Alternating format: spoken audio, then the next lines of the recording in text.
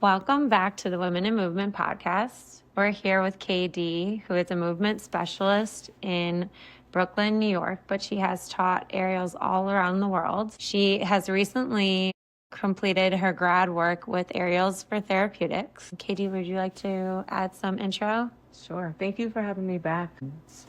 Yeah, so I am an unapologetically versatile movement specialist based in Brooklyn, an international independent contractor. I have a dance background, so really dance as a performance athlete. And then getting into my grad work was all around exploring both creative and kinetic therapeutics and aerials through the lens of experiential and embodied knowledge, with the main focus of having aerials included in sports, dance, and circus, medicine, and communities. So it was an ethnographic body of work because at the time I was most intensely in the field. It was the beginnings of any of this really existing. And my work has been in depth and extensive. And there were about 4 of us making it happen around the world. So I was going through the options of how my final project for grad school was going to unfold. There wasn't a lot of research out there. Fortunately, I was at Goddard College, where I was encouraged to be both source and resource through the innovative lens that I had experienced and lived through with my work in aerials. So yeah, we did like the creative lens of a lot of different apparatus and how the creative dynamics can be therapeutic, more like movement therapy and all the creative processes and how that's therapeutic from the artistic and creative lens. And then deeper into the kinetic aspects for the medicine community. So that's the grad work.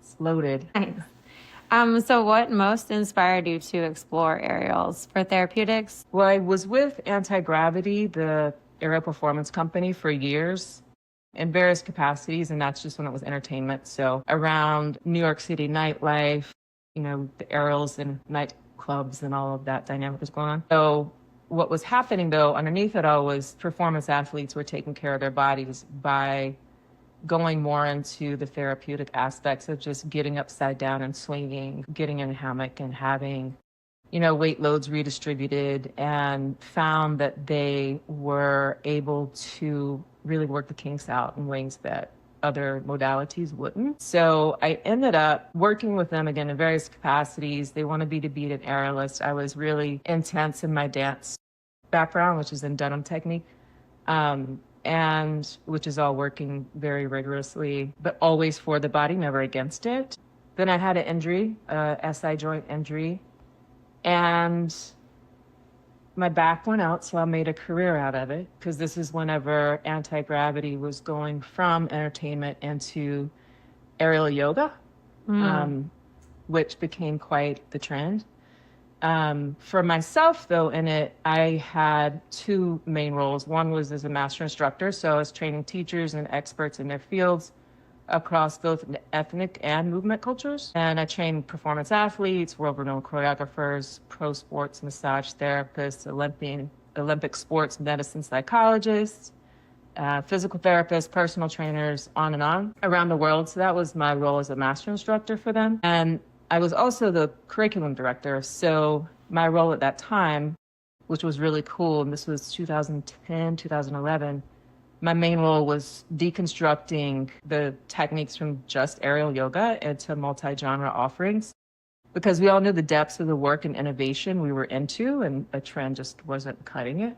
And so there was a blend. There was a blend of, I'm saying us all, this core group of Anti-Gravity founder, performers, and we were getting so in depth with what was happening in our bodies, what we were witnessing with others through these techniques, which, there's the uniqueness to it, which we'll get into more. And it not just being a trend of like a new fitness or wellness trend. It was way deeper than that. And it continues to be for all of us.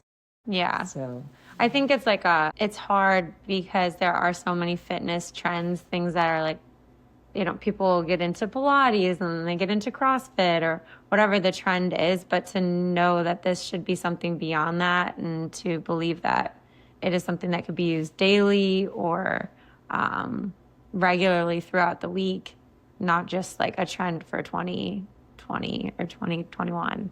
Absolutely. Yeah. And this was happening before. However, it got larger and more well known during what I refer to as that yoga and fitness boom, where there were all these pop-ups and, just a lot going on. And so for us as, I'm going to say, elite athletes, in our own respects, whether it was my dance background, other people's creative and movement backgrounds, world champion gymnasts, we were coming in as athletes, and we were coming in with a very different lens than what that boom was happening. I come from a lineage of knowledge and embodied knowledge being passed to you to become a teacher. And all of a sudden it was like certifications. I was like, right, that certification pop-up that happened too with the yoga and fitness boom, and everything has its place. It's great. It was a lot to adjust to, though, I have to say, coming from such an intense arts and athletics background. Yeah, I feel like there was that period in which it was like, oh, just go 2 days and you'll get the certification and then you'll move on. And you'll be ready to teach TRX or whatever the apparatus is. But there was a certification I took called Animal Flow, which is really bigger now. Yeah. I really liked that when it came out. Yeah. And what I love about it, what I love about it was that Mike Fitch, who is the creator, he made us submit a video 1 month out. That was a minimum requirement. So you weren't certified until you submitted your video for verbal cueing as well as providing the actual movement. So I think that embodied knowledge is so important when it comes to instructing others. Absolutely.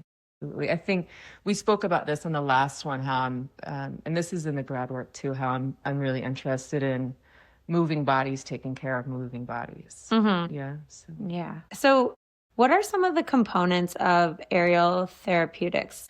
I've heard you talk about whether there's an imagery component or a musicality component. What are some of the components that you believe in your aerial therapeutics are beneficial? Whenever I'm speaking aerial therapeutics, it's more on the 2-point hammock system. So there's knee traction, and there's different hammock heights. So you can be, anywhere from 8 inches off the ground to hip height.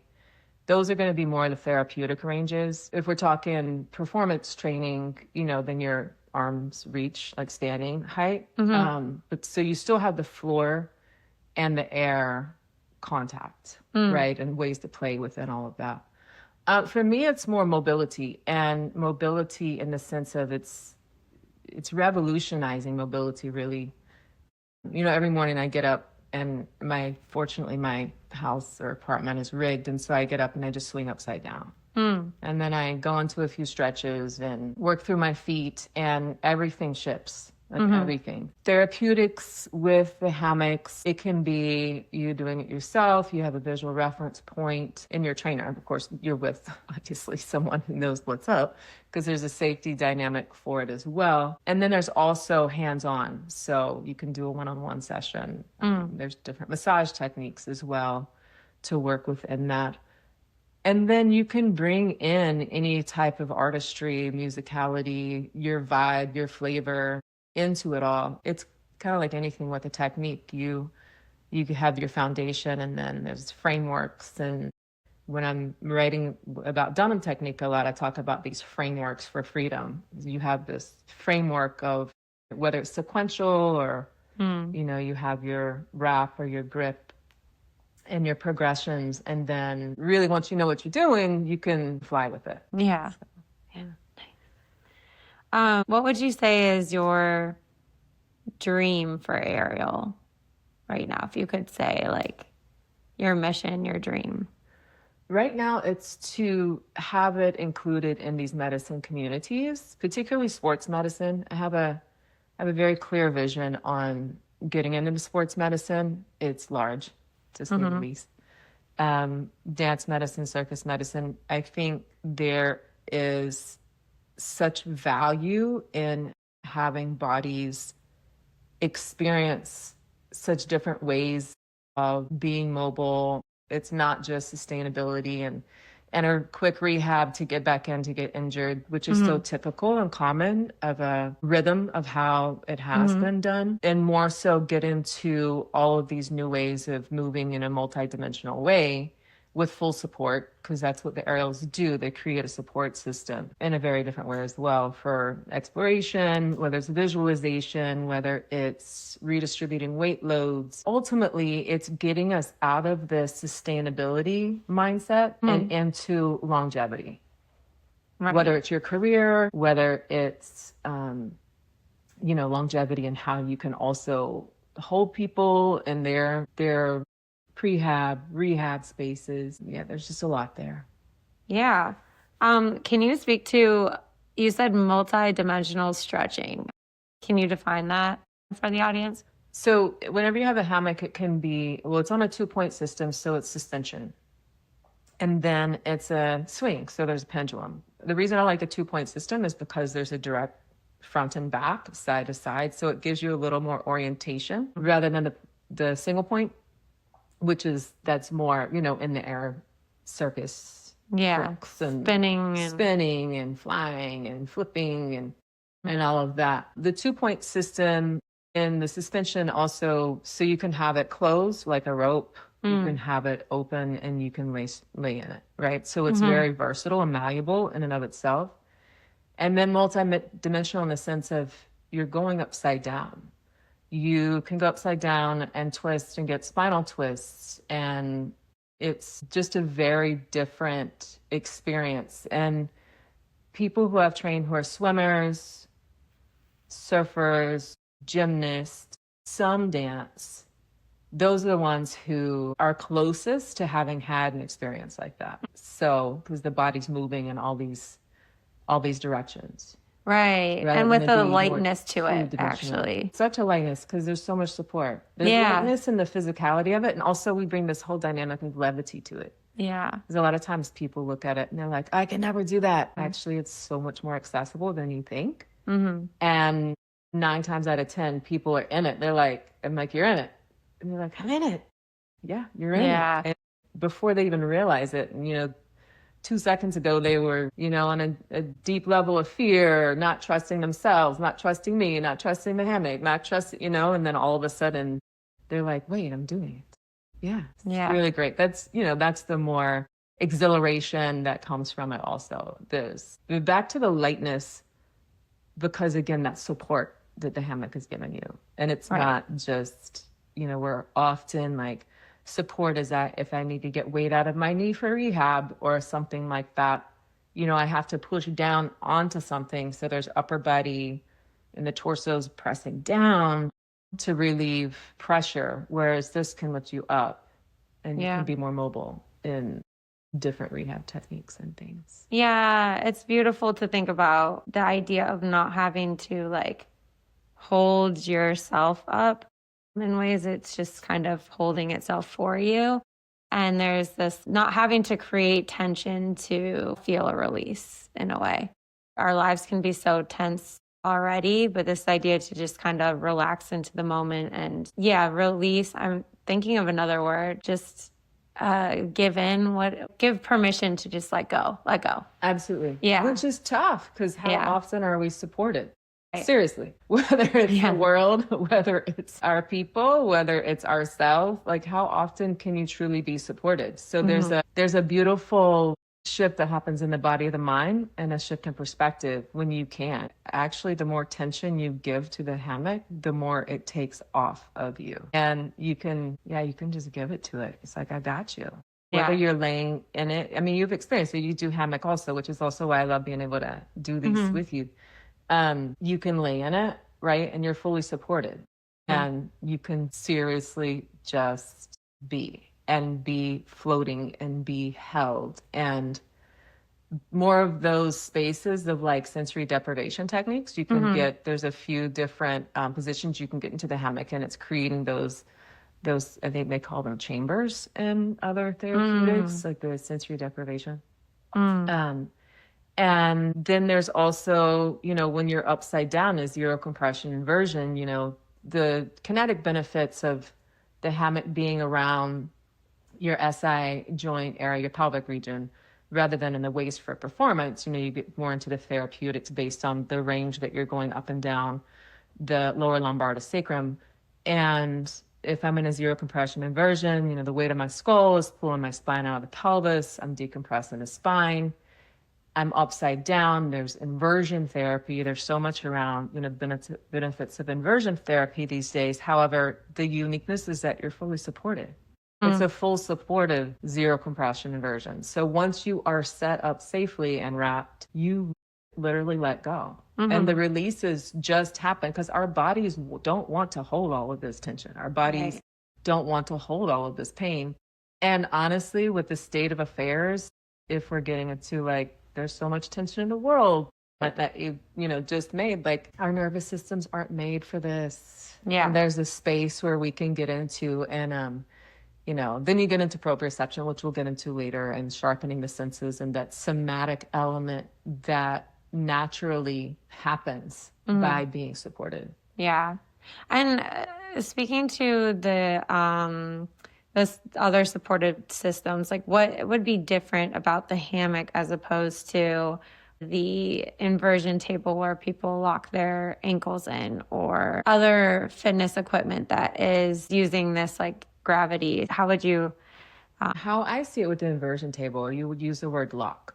Your ankles are locked. And already people hold a lot of tension in their ankles and feet. Whenever their brains are freaking out, feet will start sorry, everybody that's listening, my hands are doing all these different shapes. Which also leads to plantar fasciitis and Achilles issues. For sure. Yeah. Yes. So inversion tables. So you have the ankles locked, the table tips, however that weight distribution may go. It might be a tunk or it may be smooth, depending on who or how you're working.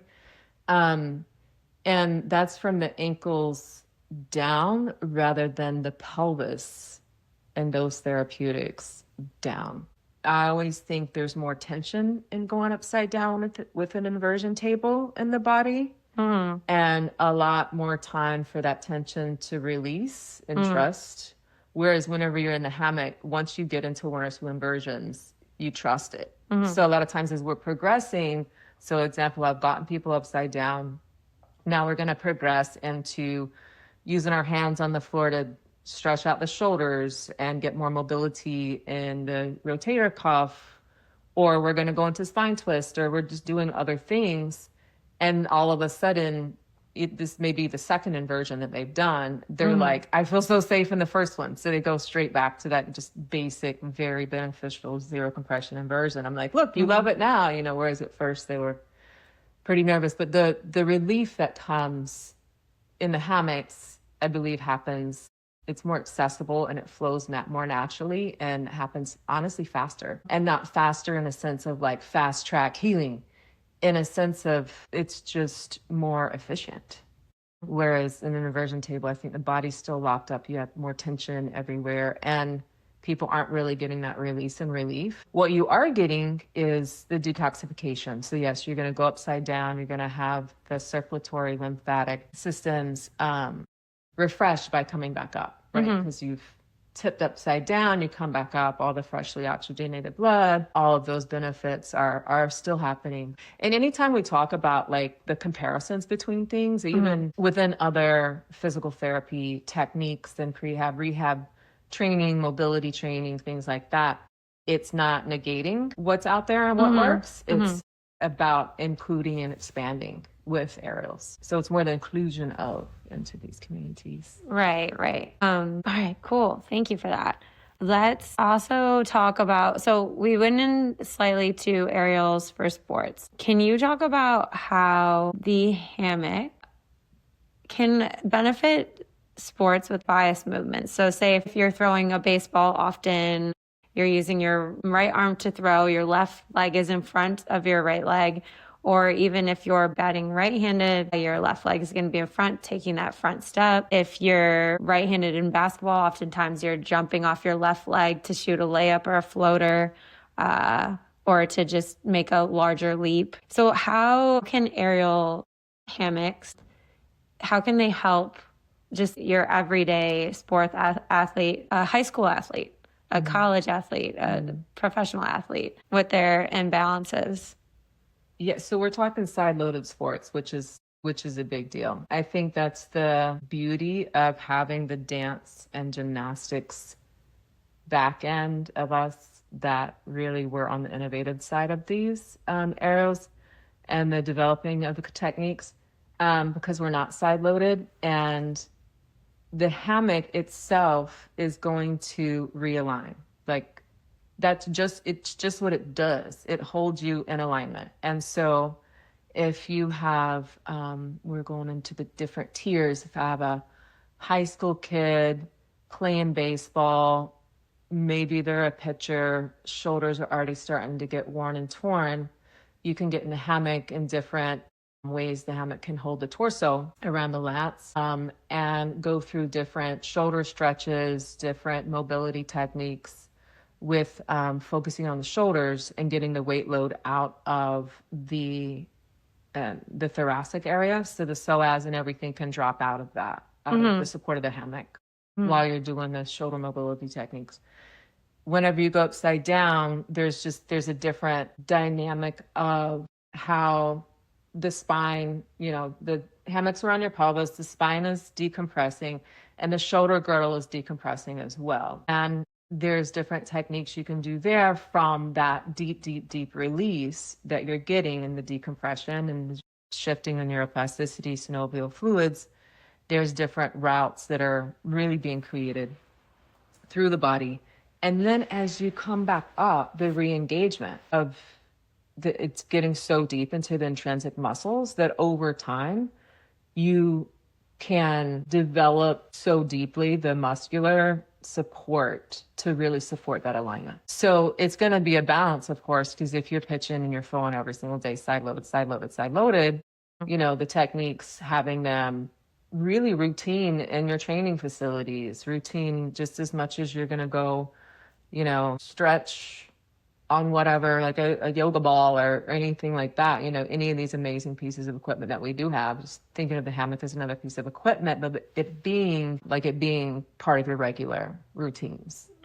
Those are some benefits that can happen. If you can get in earlier, of course, it's going to develop bodies better, just with anything, whether it's sports, dance, or circus. The earlier you get in, it's like the more the body's going to be able to have this understanding and this alignment awareness, this increased mobility, the understanding of the flush of the systems, like I was just speaking of, you go upside down and you're refreshing all these systems and detoxify. The more you get into or out of high school into college, the more you're going to, you increase demand.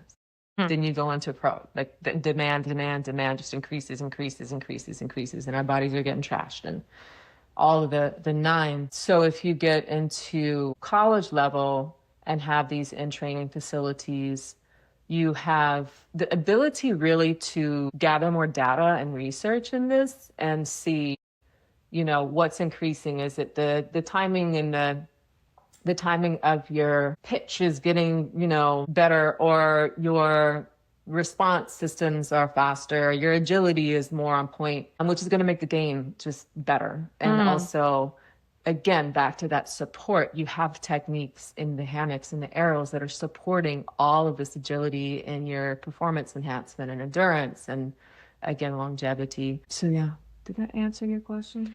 A little, yeah. I think some people might also argue that being side-loaded is helpful for a lot of those pro athletes in many ways, and would balancing out the body more hinder their performance in some ways. And I would probably argue against that. I would say that we would be doing just a little bit of balancing the body out compared to the hours and hours of training that goes in, or already hours and hours of previous training that have happened. And I also think that any athlete who is not in pain is going to perform better than athletes who are struggling through pain and in a scared mindset because they've gotten injured and don't want to injure their Achilles again, or whatever the injury is. I know that yes, shifting your pelvis in that upside down inversion I know myself, can make me feel my right leg in a whole different way. So yes, it's going to affect the way that you run up and down the court a little bit, but I think when used properly and when used in the right amount of measure, it can be super helpful and not like hindering of performance. Absolutely. Yeah. You used the key words, that balance. It's balance.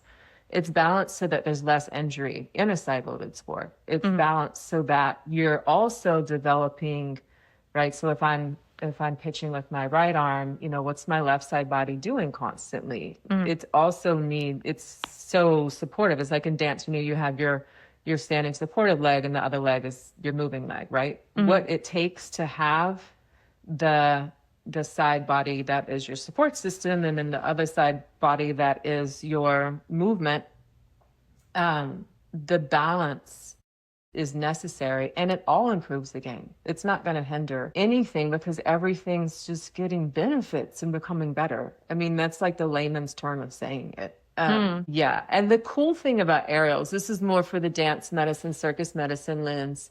In dance, we're like, oh, I have my side. Yeah. Or like like I'll give myself as an example. Growing up, my left side was my leg. That was my flying leg. That was my split leg. That was my leap leg, And my right side was more the launch and stability. And then once I started getting into aerials, the cool thing about aerials, and back to that multidimensional movement and finding balance and what support is needed in either side of the body, all of a sudden I was like, wait, I don't have a side anymore, right? Everything's mobile. And so actually I created a lot more choices in how my body can move. I created a lot more proprioceptive awareness and somatic awareness to where my body can listen more fully through senses. Yeah. Because when you start to wake up the side that you haven't been using for a while, it communicates better to the other side. I mean, that's just the way the brain works. Is if you're right-handed and you start to play pickleball with your left hand for a few times, it's great for your brain. You're going to start to play better with your right hand. Using one side of the body often shuts off parts of the brain and gives it a rest. So the other part can work and then this side can become better, like the original side. Yes. Multidimensional movement and neuroscience is a whole other world as well to explore. Right. Again, it benefits. It awakens. It awakens both sides of the body, and it is really good for your brain. I used to, when my son was playing baseball and he was young, I always made him pitch and bat with both sides. I'd have him train both sides. And yeah, that's the dance for me. It's like, you have to train both sides, It's also, again, beneficial to the kinetic body, beneficial to the body of the mind, all of it. Yeah. I'm here for it. And you spoke briefly about the shoulder positioning. I also just wanted to hear your thoughts about like the thoracic positioning too, when you're upside down and you're being suspended, allowing your shoulders to kind of sit more in this way where they can rest on top of your thoracic spine, as opposed to like being jutted forward or being like in this weird retraction that everyone thinks that they're pulling their shoulders back, but they're really not. And they're using more lats. I think that allowing the hammock to just hold you allows you to refine where your shoulders should sit, like on your thoracic rib cage area. Absolutely. Yeah. And I think you find that you have so many options. Right. So, and everybody has a different kind of posture. Yeah. Everybody has their different little nuances and tweaks and kinks in their postures in the shoulder girdle, if we're speaking shoulder girdle. So it's going to give you, again, that alignment awareness and proprioception awareness. Once you get upside down and you have that, you've gotten over the hump of trust. You've gotten over the hump of like being oriented to where you are, because getting people oriented is one of the first steps of all of this. And once you're there and you're in it and you can be in it and you can listen deeper, and that alignment awareness is happening because you're held and it's simply just happening. You're not having to make it happen. At that point, you can go deeper and you find there's just so much more range. And I think with aerials in any of this, that's what you discover, is there's just so much more range of movement. than what we think we have, or what our bodies have already like locked into, or what our minds have locked into, or what we're told.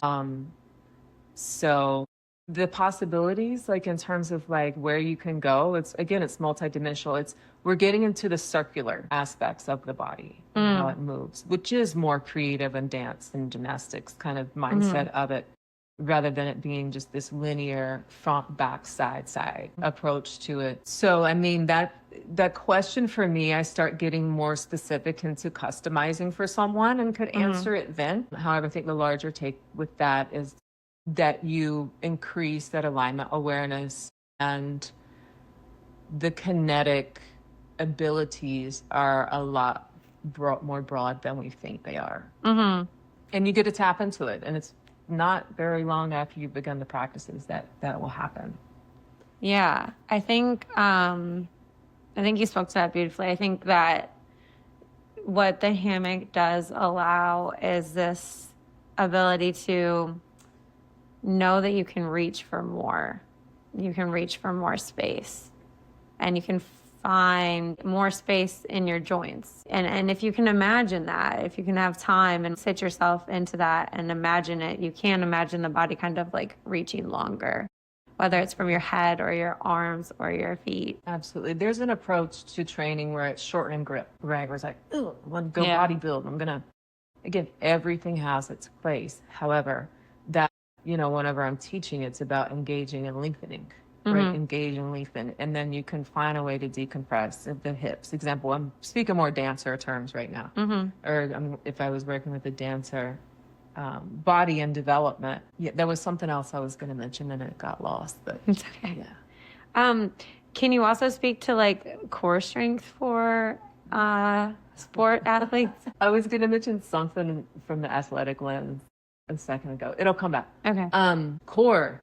So to me is a really multidimensional word, and core training. So the beauty of core strengthening in the hammock, to go first into that space of, I'm going to give my whole body weight into this apparatus that's holding me. I can release. I can be wrapped. So we have like grips, wrapped, traps. That's what they're called. In terms of safety and where the hammock is holding me. And then once I'm supported, I can release, which we spoke about. I can be held. I can go into that, gravitational of, redistributing loads. And there's two that I'm thinking of right now. One is back to the zero compression inversion, where you are therapeutically held around the pelvis.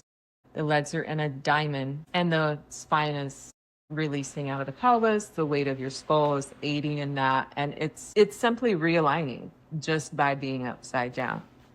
So there's a way that I cue it once I work with someone who's familiar. Again, they're oriented. We're on one. We're moving forward. And they've completely released and completely relaxed. And I'll say, completely relax your core. How often can you do that? When people crack up, they're still gripping. They're still trying to think six-pack of core. And rather than staying in that limited mindset, it's getting deeper into it. And once you completely relax in that zero compression inversion, as we are coming back up, that transition and that engagement, engage the pelvis, right? Weave the pelvic floor, bring the sits bones towards each other. So you start there deep in the pelvic floor. You bring the front of the pelvis to the sacrum. So now your lower abs are supporting the SI joint area, which is the keystone of the body. Then from there, along the spine, those intrinsic muscles come center, they lengthen, and they support for the coming up. Then you got weight load in your hand grip, biceps, the upper body strengthening is happening as well, just in a transition. So there's that with the zero compression inversion. And again, over time, that intrinsic muscle, building that muscular system support with that realignment that's already happening, start supporting better alignment. It's just how it works. Another is whenever you are being supported around your lats and the lower body can just drop. So the pelvis can drop out. So this is the upright position. Yeah. Yeah. So I'm upright and it's around my thoracic spine from psoas, right, that start in the thoracic spine all the way down around the hip girdle.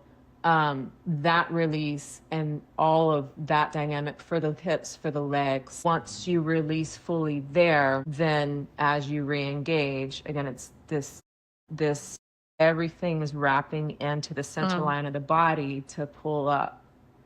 And so core in that element of just, we're redefining what core is, how you're engaging, what you're doing. Whenever I'm teaching core floor-based movement, I go through this totem of the core and how it works for the support systems. Because in the dance techniques that I teach, which are, again, are really intense, there's a lot of flat back work. And the feedback that I get from professional dancers or students that are becoming professional dancers is sometimes like, well, my back will hurt whenever I do this exercise.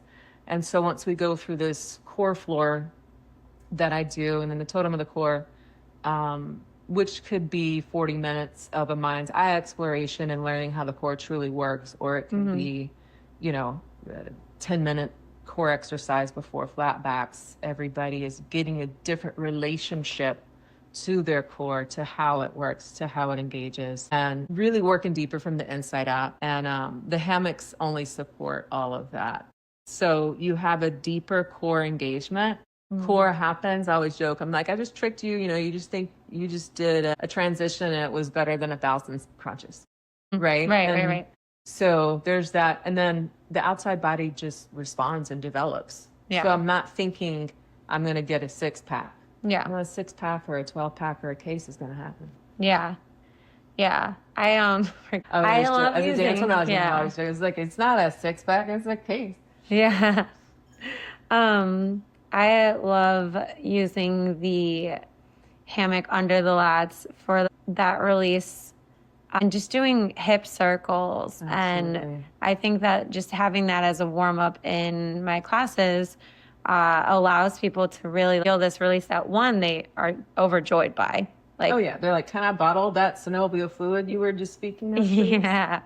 And two, you get to feel your core at a multidimensional level. Absolutely. And all the different obliques and everything that you can really get into that you don't get in a Russian twist. Sure. Absolutely. Yeah. And again, everything has its place. Right. Here are so many other places we can experience and learn and go to and develop. Yeah. Beautiful. You spoke briefly too about core engagement from the pelvis and all the way up from the sacrum, and I think it would be important to note, I know that we did an episode on this before about women and mothers, but speaking to mothers who want to go back into the athletic field. So that might be a great resource for those who have given birth or had even had maybe a complication with a pregnancy, and to have a resource that is available to them. I think I was talking to one of my friends yesterday who was playing basketball with me, and she was talking about, I'm so old. And I'm like, the fact that you've given birth and are still playing basketball is actually more impressive to me than your age. And I think more women should have resources to continue their athletic or dance endeavors. Absolutely. Yes, having a baby, even without complications, it's trauma to our bodies. And that's all right. We're built for it. This are designed for this. And we talked a lot, actually, because we did the motherhood and movement segment. We talked about this a lot, and there are a lot of resources and it's necessary in community and, inclusion of alternative approaches and more indigenous tradition across the globe approaches, and Western medicine always has its place for sure. There's also something that's coming up as we're speaking about this now is that, we're also in a culture of not remembering our power. Athletes having a baby, I always have this image of the Liberties as well as Beyonce's dancers back in, I think it was a Super Bowl where there's all these pictures of like breastfeeding in the locker room or in the sidelines or like whatever, and it's like, that's, if you're in it and you've done it, because I have, and so it's part of my reality. It's part of life. It's what you're doing. It's part of your journey. And you can still do all the things that you want to do. You do need resources, and pelvic health is incredibly important in whatever that might be defined by for you. And womb health and awareness and strengthening in ways that are more multidimensional, because we are very multidimensional beings, particularly if we're talking about birth and athletics and artistry. Thank you for saying, speaking to your own personal experience too. I think it's important for everyone to know that, like you said, this is just part of your journey, but you do need to have resources to Absolutely get you into a place that's not only pain-free, but back to enjoying your life. And my SI joint injury wasn't from dance or athletics. It was from my pelvis shifting and hormones and motherhood in the early years. And yeah, I mean, so I went into my back went out dynamic in the other segments we've done. But going from that into not thinking I could sit right again, I'm supposed to get surgery, quote unquote, I'm having doctors telling me they'll just suck out a part of my spine and it'll be great. I'm just like, no, thank you. And then, so this was around the same time that the hammocks, again, we were bringing it from performance height to hip height to floor based, more closer to the floor for restorative practices. And that's how I've healed my back. Wonderful. Yeah. So can you also talk a little bit about aerials for dancers, just whether it's pole or ballet or dancers you've worked Dancers with? across the board, yes. Yeah. So my grad work actually so I did grad school in 3 semesters, and it wasn't until the end of the second semester that I knew what my final product would be. It was quite intense, to say the least. One of the projects was a proposal out there to do research with a group of young dancers and developing their bodies. For me, and we've spoken about it a bit, or we'll talk about it, these techniques in the aerials, hip height, lower to the ground, and the restorative practices, which can also flow into flexibility with just a different weight distribution and relationship to the foreground. Balance, it's like the ballet bars for air. It's like the ballet bar for aerials, but it's also like another ballet bar that gets weight out at the hips. So you really, I'm thinking more young dancer mind right now, again, because that's where my grad work almost went to, was that rather than what ended up happening. Developing bodies with more awareness and understanding how the body works and why. So, dancers, the biggest injuries, hip or ankles. So then this is for any ankle, whether it's prehab or rehab, you can be supported by the hammock. You can have some mobility front and back, some swing or some momentum going on, whatever rhythm, whatever kind of texture to it you want, and realign, your feet and your ankles doing foot exercises, we call them plie rolls and all these dynamics with the support. And you can also get into redistributing weight loads, again, with the ankles, with the hips as well. And you learn the circular nature of the joint, not just a grip and reach the leg up to your ear. And how are you being supported when you would do that? You can pull, there's always so many options, but that's me too. I'm like, there's so many options and everybody can thread. One way I do it a lot of times is I reach as high up as I can on my toes, put weight in my hand grip, and then drop the rest of my body. And then I can find what weight load I want in the ankle to move through it. Maybe sometimes I'm going to go a little heavier into it that day or a little lighter. The other is around the thoracic, again, around the lats. I always call it a lat trap in my brain. I think that's just because whenever you're doing drops and stuff and in the air, it's a catch in the lats. But that support through the thoracic spine also can, again, so you get to release the psoas and get into the hips and get into the inner thighs and ankles. So those two are the biggest for me. If I'm going into deeper quad strengthening and, deeper plies, where it's like full flexion of your knee, there's a hand grip where it's a little lower, or I'll rest my wrists in it and just press into it. So as I rest my wrists in it, I can engage the lats more to press up, and that you have that dancer, sternum breath across the collarbones, and that, we'll call them the theata, the projection of the sternum. But it also brings a lot of life into the upper body to support the lower body. Yeah. Nice. Yeah. Thank you for those examples. Yeah, I can also imagine just how much impact happens at the ankle and the knee and the hip joints just from like constant. I mean, every sport, Yeah. right? I Yeah. mean, well, maybe not every sport. Not golf. Yeah. Golf's a whole other world, which I've learned about recently. I'm like, but yeah, you got your running, you've got your, so it's constant compression, constant compression. So let's decompress and find that balance and then increase mobility and agility. And when you revolutionize mobility, you're going to revolutionize the game. So you had discussed a few techniques about like visualization techniques. What are some ideas that you have around visualization techniques? Do you want to share? There's so much. I mean, I love all of these like cultures of practice that I do in the Hammocks or with clients. Visualization is one of my favorites. I've offered sessions, and I went into this more in the thesis. There's visualization for creatives and visualization for athletes. And a lot of times that can cross over because I do work with a lot of artists as athletes. So you can get in the hammock. I mean, one of the just most pleasant places to go first is when you're laying in what we call the cocoon, and you're fully laid out in the hammock. It's stretched out, looks like a triangle, if you will, from the side.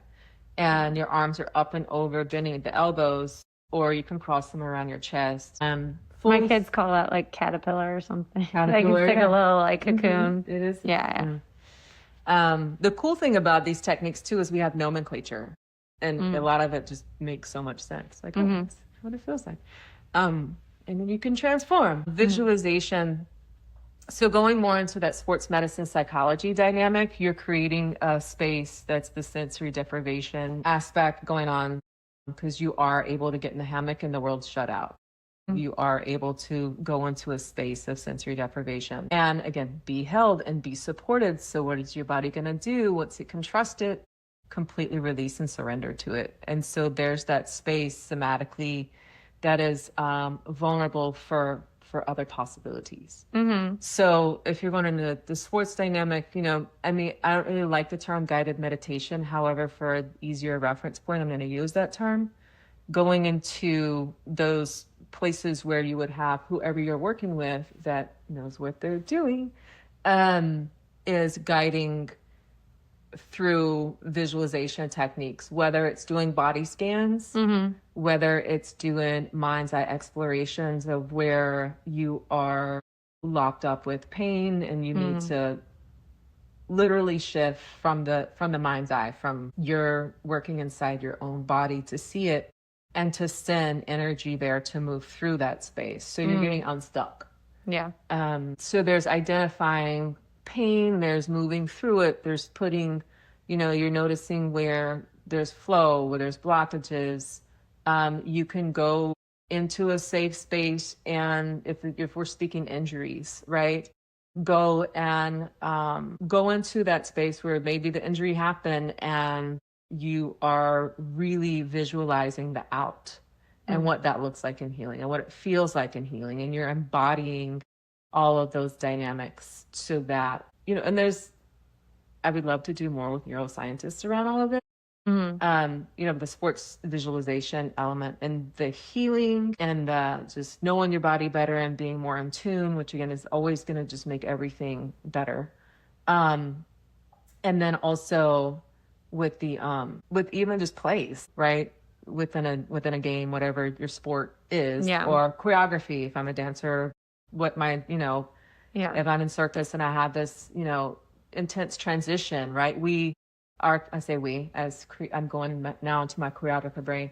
But those plays, that choreography, maybe an actor remembering lines, right? And what somatically they want to feel as an embodied, emotive moment. All of those places you can go to in that visualization world. When I'm working with creatives, it's more about like what are you birthing next in terms of a project or, Yeah, it kind of makes me think about when you learn something new, yes, you learn it in that day, but then when you go to sleep is when you're your brain chemicals actually change. And then so I tell people all the time that I work with, yes, this may be hard today, but tomorrow you might wake up and like things are clicking because your brain is rewiring itself. Like learning is like actually breaking up the synapses in your brain. And then when you go to sleep, they repair. Yes. So having a practice where it could be like a 20-minute nap, like where you're fully supported, or it could be like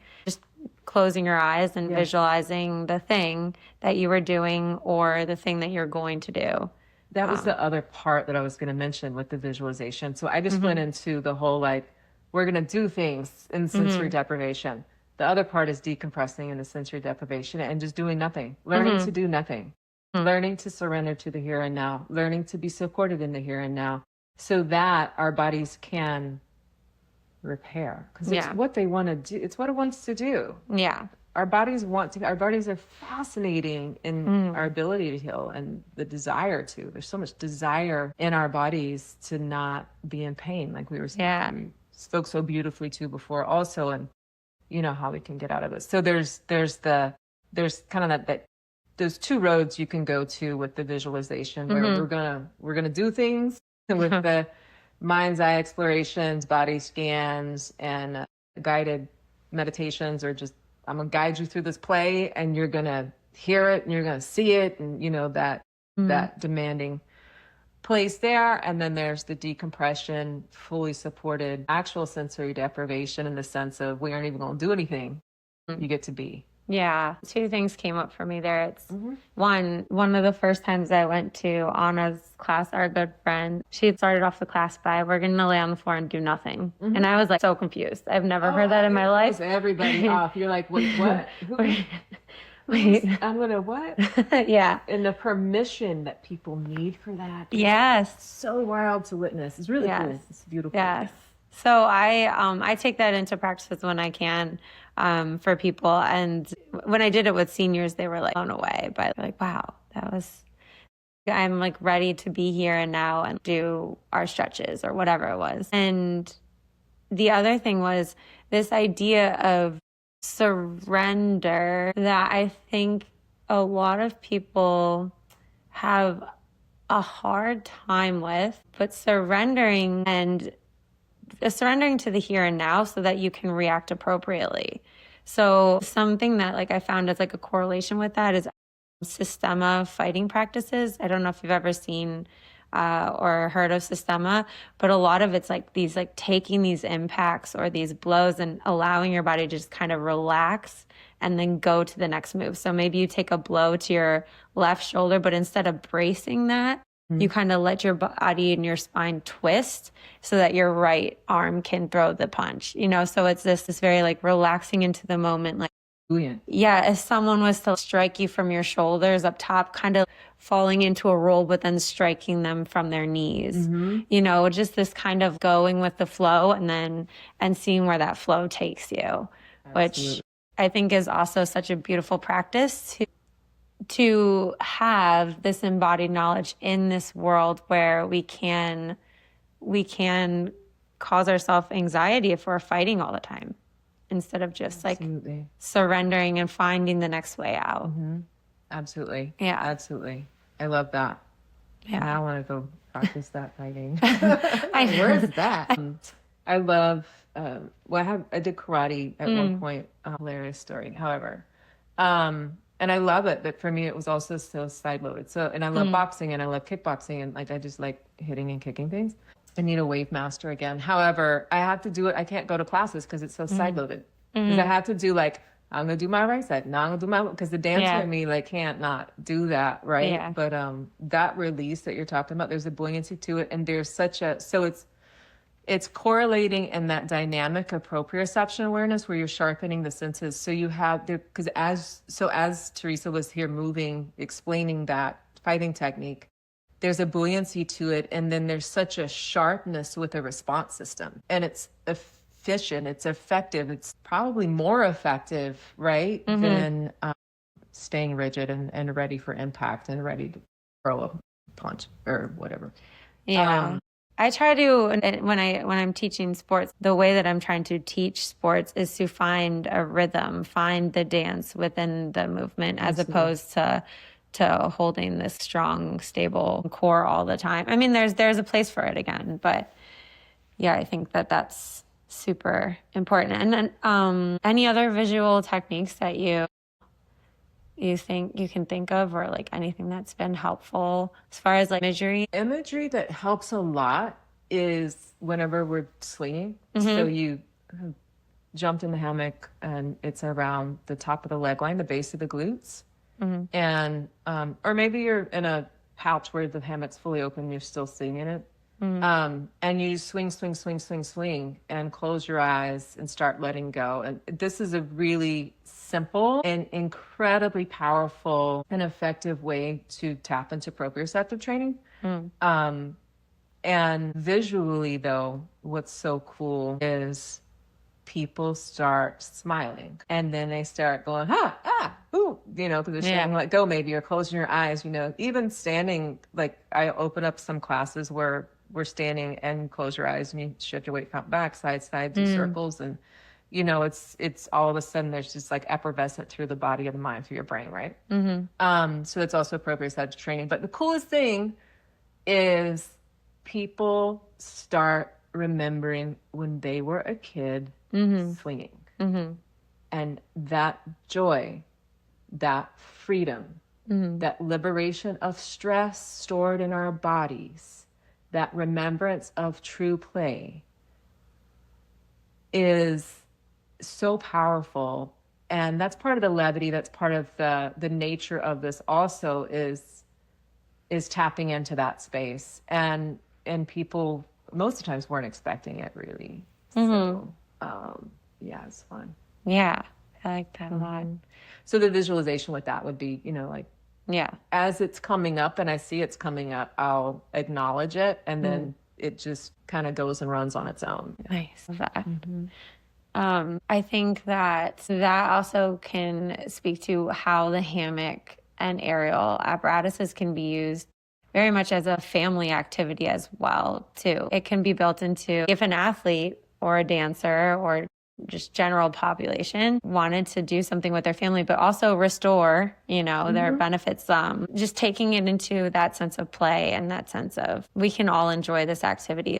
This morning I have a client that it's a mother and a son who work out before school. Yeah, once a week. And it's beautiful because I hooked up my TRX to the basketball hoop. And in New York, we have our basketball hoops that they come out from the fence. So I climbed up the fence and I hooked it up, and I was allowing them to swing back and forth, hanging, and go into tricep press up and swing back and forth. And the joy that was shared between the two of them while getting this beautiful restorative practice and strengthening practice, and was just, it was so nice to see. That's great. And and if I do think that it would be nice if the aerial hammocks and were just more accessible to people, because they're, as we've spoken about before, they're not expensive like pieces of equipment.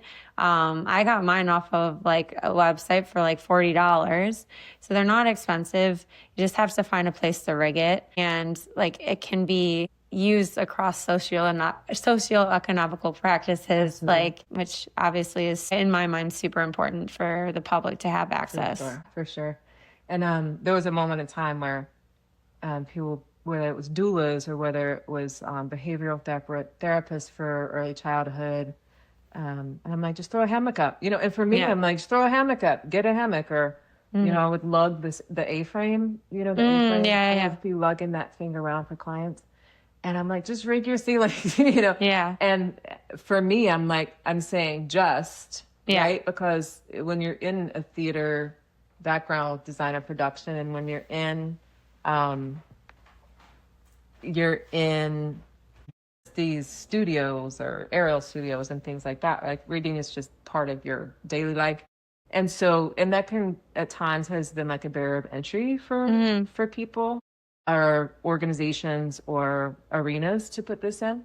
And now I think that it's just looking at it as another piece of equipment. Yeah. Right. And now that there is more suspension training out there. Like the TRX does exist. And, from that lens, so not coming from fear, and Ariel's lens, coming from training, and suspension training lens. And there's so many places you can put it, like on the pull-up bars in the park. I mean, trees, yes. I'm not the biggest on rigging around trees just because, I don't know, maybe it's like the nature girl in me. I'm like, yeah.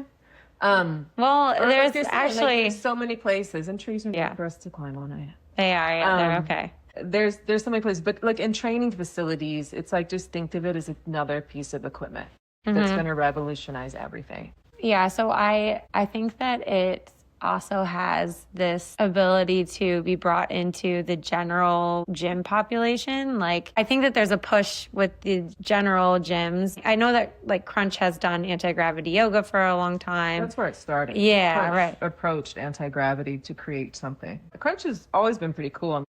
Being on that kind of front end of like, let's do something creative and like out there. So it was exclusive with Crunch from 2007 to 2009. Yeah. And then it opened up, and some of the first teacher training started then. Yeah, my friend still takes that class at Crunch right now. That's great. I was talking to people, they'd be like, wait, no, they have it. And I'm like, yes, that. Yes. Yeah, so I know it's been in Crunch for a fair amount of time, but I do see that it could possibly make its way to lots of other general gym practices, just because a lot of gyms that are becoming successful now are offering cold plunges, saunas. Those extra restorative practices are becoming very important right now as the whole athlete. Absolutely. Yeah.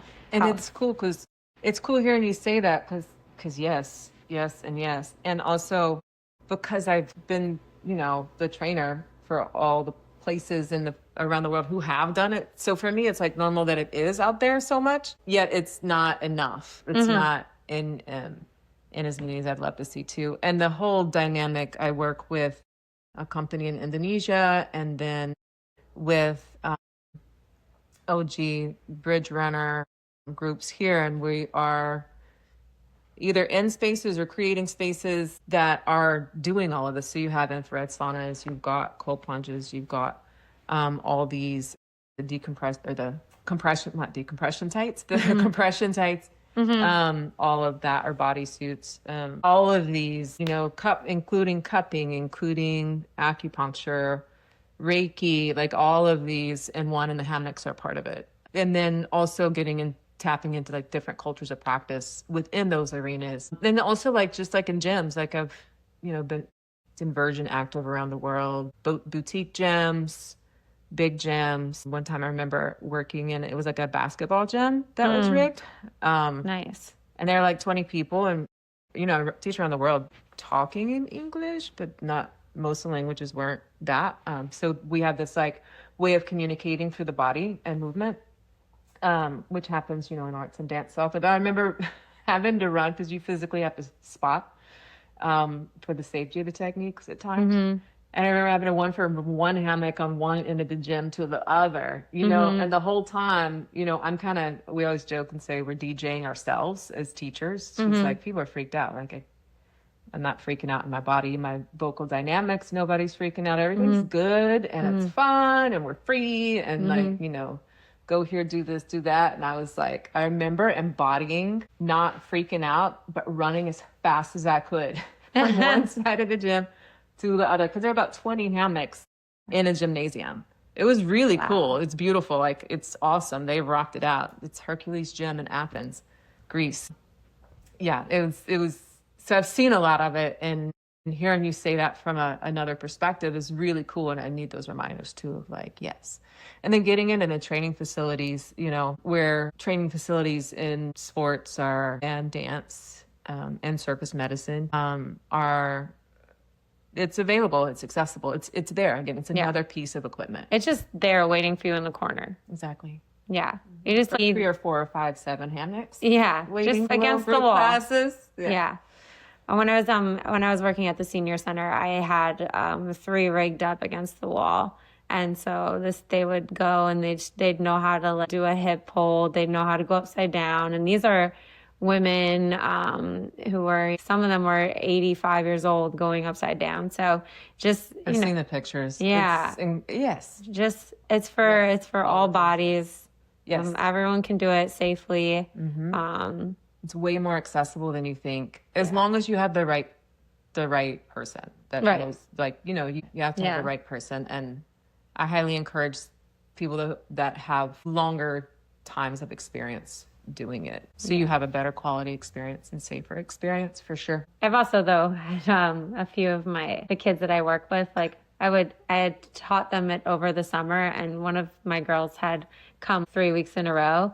So, and we went to do aerial arts once a week, and by the third week she was teaching and helping. Kids just go sit down and look at you like you have 5 heads if you're explaining anything, like that's a whole other world.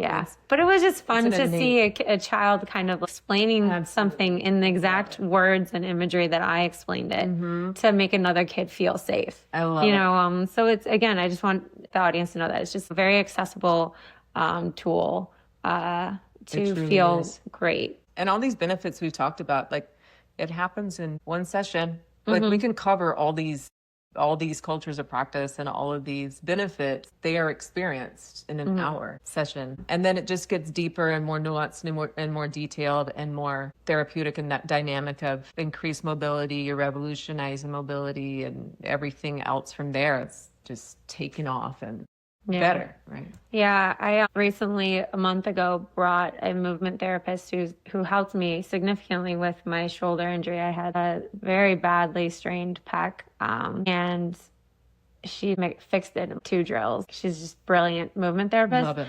And I brought her to the pole studio, and I showed her pole just to introduce her to the things that we were doing and the positions we put our bodies in, and based on her practices. And I've gone to workshops with her and her husband. I put her upside down in the hammock, and she was just like, oh my goodness. And this is someone who's done a lot of research on the body. I was like, what was your favorite part of today? And she was just like, I love the hammock. And I was like, great. It was very nice to hear that someone with that amount of knowledge was just blown away. That was the most exhilarating thing for me, holding the teacher trainings around the world, having so many experts in their fields, getting entirely new skill sets. And they not only were getting a training and new skill sets, they were experiencing it themselves. Right. So they were getting the whole, what? Is this for real? And it's clear and concise and happening. And I'm also getting the tools to teach. And so then I would witness their process of experiencing it. And then I would also, have the honor of getting the experience of witnessing them see how they were going to apply it into their arenas, right? Their clinics, and this is whether it's a doula in hospitals in Switzerland, the sports, psychologist, the Olympic champion trainer, the physical therapist for VA hospitals in Canada, the the massage therapist for the NFL, the massage therapist and yoga mobility specialist for the NHL. Have any of them gone back to you about any of their practices? Honestly, this is part of something that's not my favorite. However, it was so high demand and on the road, and that from my lens of what we were all doing, that I wasn't keeping in touch with people. And that's something that I wish I would have done differently. However, it was so, because of the nature of the timing of what we were doing and how it was the demand of it all, it was just boom, boom, boom, boom, boom, boom, boom, boom, boom. I mean, I was on the road. I was dropping the kids off at school, dropping the keys to our car in my kid's backpack because I had to go to the airport. It was, and then back and forth. And so it was that production mode on the road. And then I'd be, flying into places. There'd be 20 people, 15 different countries, and just pumping this information into them because it was a lot of information over a very short period of time, because that was just the nature of how this had to unfold. Because, we all have these extensive training backgrounds where you train for 8 to 12 hours a day, and then you're, it's developed over years that was not the nature of getting this out there. So, long answer, but I think about this often, and I do need to take time to reach out and be like, hi, remember me? I taught you how to go upside down and how to get other people to go upside down, and maybe even got you to teach other teachers how to teach teachers how to go upside down, the 9. However, yeah, it was also just this nature of everybody taking it and running with it. And so, because the benefits are so powerful, and there's that, they could just, again, take it and run. And so they were, and it was just spreading. Yeah. So it was more, I was in that fire of it, where it's just like, get it all out there. And so, yeah, I brought back to places from time to time where I'll run into people, things like that. But in a real, I would love to know what these people have done with it and what benefits they've experienced. Because I think that's more of a research that's more in depth. Yeah. There's a lot of research. There is some research out there around it at this point, from the aerial yoga lens. However, I was always the occupational therapist, osteotherapist, like everybody in those worlds, the sports, the athletics, the physical therapists, the personal trainers that are working more in depth on these levels were more of who I connected with the most, or the dualists. Yeah. Yeah. So you talked briefly about the cultures of practice. Can you kind of just go through them for the audience to know how you can practice aerial? Yes, for sure. So there's one where it's like the fusion of all these dynamics within a flow in like an hour and a half session. What I love and prefer in terms of breakdowns is, particularly if I'm talking about getting the inclusion into these medicine communities, is there's one-on-one where it's like a manual therapy utilizing both the aerial hammock and hands-on techniques. There's prehab, rehab, which would pull from a lot of the different modalities of the techniques, and customizing for prehab, rehab, of course, is part of all of that. So mobility techniques, you'll explore a lot of things there. Again, more customized in the prehab, rehab. Strengthening sessions, you have your body weight strength training with alignment support, which we talked about so much, that support and just how it absolutely revolutionizes the alignment awareness. Support systems thereafter that follow. Flexibility, there's multidimensional stretching and balancing stretching approaches. So a lot of times, you have the ability to be, example, if I have my ankle in the hammock and the hammock's closed like a rope, and I'm holding on with 2 hands, I can stay there and just drop deep into the hamstring insertion of the top of the leg line, or I can go further and, push a little forward or back, or maybe I just go straight to a full split and hang out, There's so many options. But also the balancing dynamic is because, again, the redistributing weight load. So I can put more weight in my hand grip to get out of my hamstring. Right. Or I could totally load the hamstring. We have passive and active stretching, and that's a whole world. And then you have choices also of weight load distribution. Right. Weight distribution, and really learning how to tap into what you need right there, right here, right now, in the moment that's in your space. So flexibility in hip height, but I love doing sessions of flexibility where the hammock's like 8 inches off the ground. And then you have restorative techniques, which restorative in the sense of a modality and cultural practices where we have it about 8 inches off the ground. So everything's way more floor and hammock based. The majority of performance athletes that I know and have trained gravitate more towards the restorative, actually. And then you have the visualization techniques, which we talked about. Visualization techniques while fully supported in an aerial hammock. So those are the cultural practices that are more in alignment with the inclusion into the medicine communities that I focus on when I'm doing that. Yeah, the 8 inches off the ground makes me think of kind of a foam roller, but different. People like to go grab a foam roller and roll back and forth, but this is more of the opposite. Again, it's the releasing of the tension as opposed to hitting tension with tension. I mean, I'm a foam roller girl because I grew up dancing, and you roll it out. It was like constantly just rolling it all out. Foam rollers and fascia, whole other world. but they're complementary. There's times I'll be on the foam roller with and at the hammock at the same time. Those are my personal, like, taking care of myself somatically. It's the dynamic of needing to experience it is so heavy and important. Talking about it a lot, and we're really great at talking about it. But until you experience it, I mean, it's like you had the movement specialists that you were just talking about, right? And they get in the hammock and you're like, and entirely new worlds open up to them as well, right? Yeah. Okay, so where do you see like the vision unfolding of what do you want? We kind of started with this a little bit, but where would you like to take your grad work and kind of just run with it, let other people run with it? I get so into the medicine communities because I mean I have the creative therapeutics dynamics of all of it. I have that background that's like I've lived and breathed the entire life, and I love it, and I'm thankful, and I still get to do it. I'm really into the Ariel's getting included in these medicine communities. So when I think more specifically like sports, and you could parallel this with dance and like physical arts schools as well, or performance arts schools.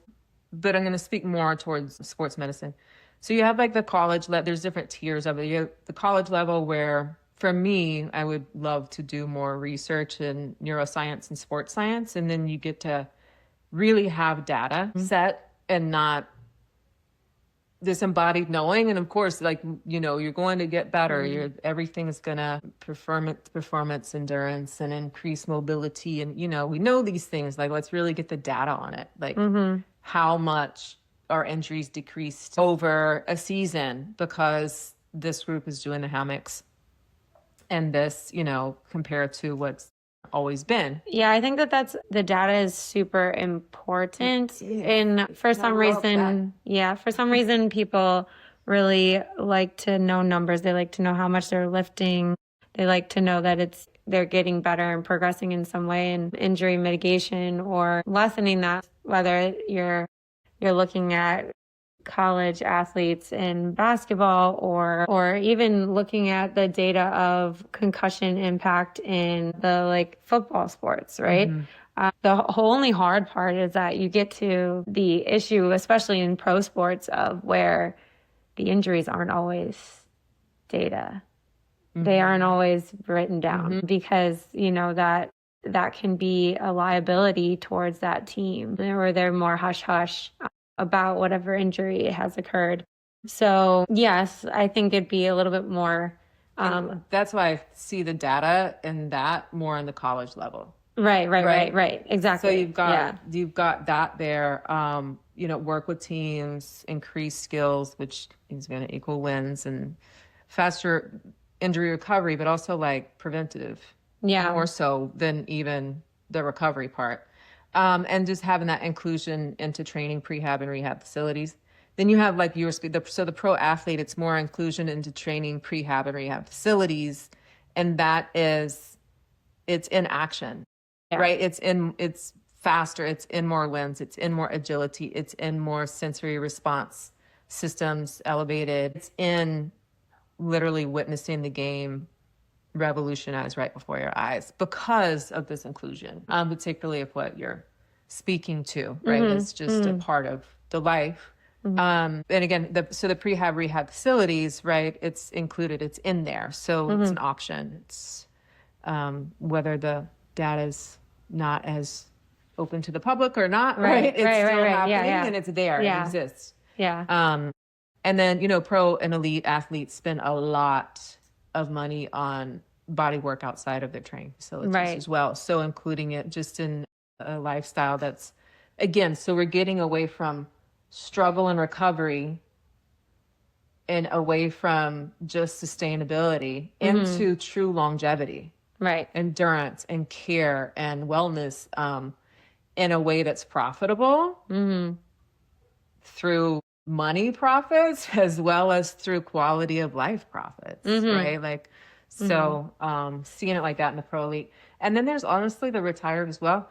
I think we've talked about this. My dad was a football player, and this was before CTEs were really spoken of. And I have a lot of curiosity and inquiry and possibly passion that I haven't really maybe tapped into yet of working with neuroscience around CTEs and what we can do in the hammocks. And I think that is going to be more around like the older athletes that have been in the learning curve of CTEs, but yeah, experiencing it and living it daily. But then also just, retired could be, you think you're retired, but you're not. I mean, I had how do I talk about her? I had a world-renowned choreographer, aerialist, who was like, I'm done. I can't, he's like, I can't. I'm cool with it. Because a lot of times whenever there's a body of the mind shift that has to happen when you're talking about retiring, right?